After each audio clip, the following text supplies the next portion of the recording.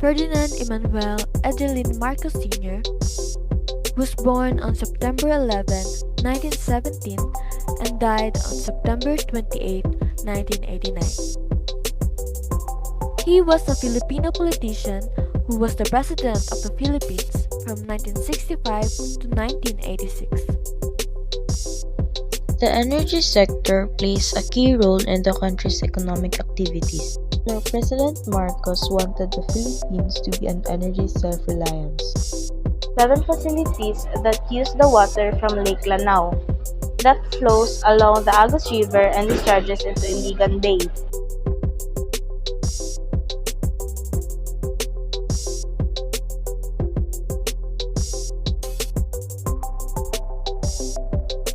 During Ferdinand Marcos Sr.'s presidency in the Philippines, several initiatives were undertaken in the field of education to promote science and technology. Here are a few notable contributions. First is the expansion of technical and vocational education. The Marcos administration recognized the importance of technical and vocational education to meet the demands of a growing economy. Next is the establishment of technology-oriented institutions. During Marcos' time in office, institutions with a focus on science and technology were strengthened. These included the development of the University of the Philippines College of Engineering. Next is science and technology scholarships. The government under Marcos introduced scholarships programs to support students pursuing degrees in science and technology-related fields. Next is the modernization of educational infrastructure. Efforts were made to modernize educational infrastructure, including the construction and renovation of schools and educational facilities. During the presidency of Ferdinand Marcos Sr. in the Philippines, there were notable contributions and initiatives in the field of agriculture and agricultural technology. Here are some of the key contributions made during his time in the office. Number 1. Establishment of agricultural research centers. President Marcos established the Philippine Council for Agriculture, Forestry, and Natural Resources Research and Development in 1973. Next is the Green Revolution efforts. The Marcos administration actively promoted the Green Revolution in the Philippines during the 1970s.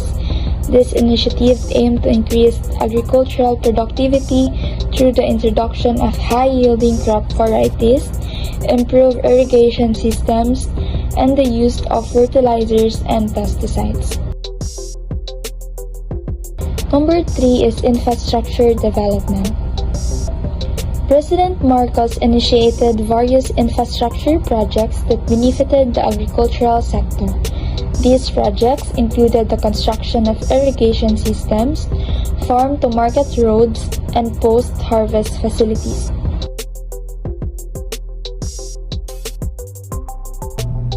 Ferdinand Marcos implemented a significant number of infrastructure projects during his presidency, which was believed contributed to the country's development and modernization.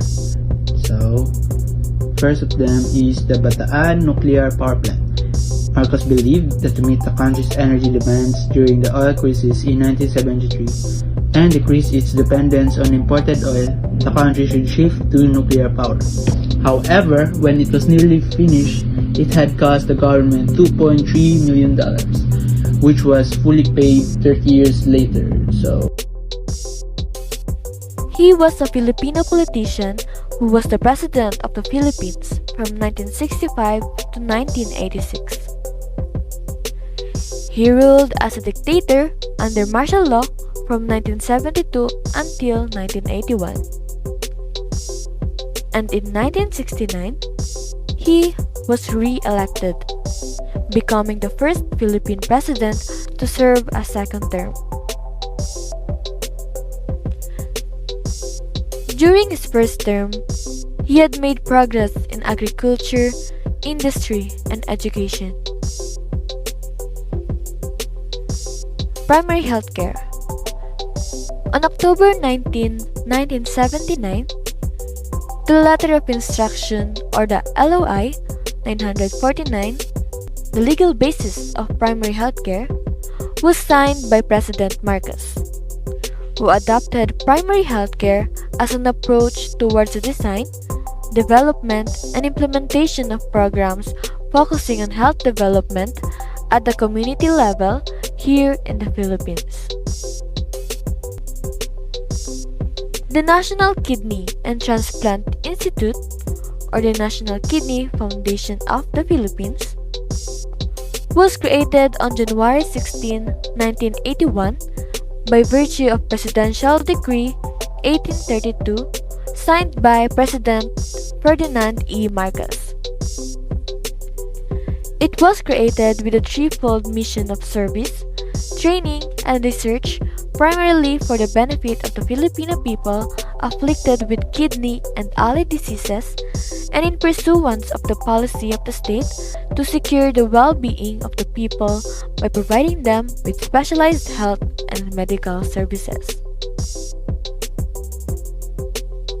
PCMC, or the Philippine Children's Medical Center.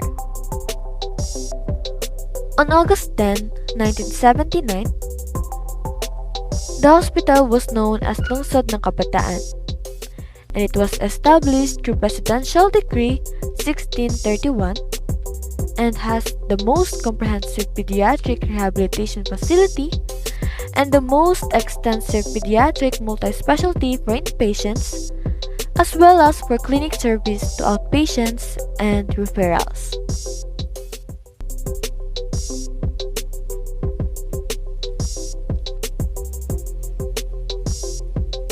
The Lung Center of the Philippines, or the LCP.